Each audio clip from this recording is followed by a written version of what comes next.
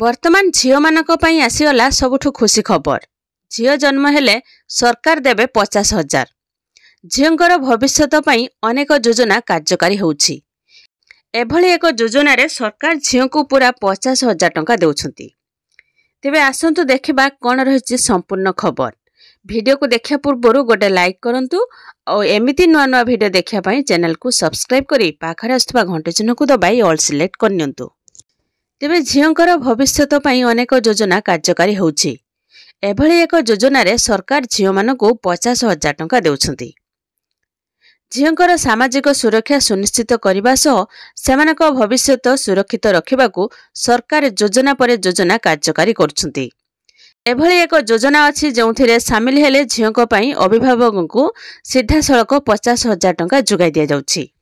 ए योजना रे झीलटीए जन्म हेबा क्षणी अभिभावक अकाउंट रे 50,000 टंका जमा करा जिवो। एहा सह द्वितीय संतान जन्म हेले एहा परे अभिभावक परिवार को नियोजन पई अस्त्रोपचार कराइबे तेबे प्रत्येक झील को 25,000 टंका लेखाय जुगाई दिया जिवो। योजना रे शामिल हेबाकू केतेक निर्दिष्ट मानदंड रहिछि। झीलंकर शिक्षार विकास को दृष्टि रखी ए योजना कार्यकारी करा जाउछि। ए योजना रे आवश्यक हेउथिबा दस्तावेज मानदंड विषय रे आज आमे आपण मानकू कहिबाकू जाउछु।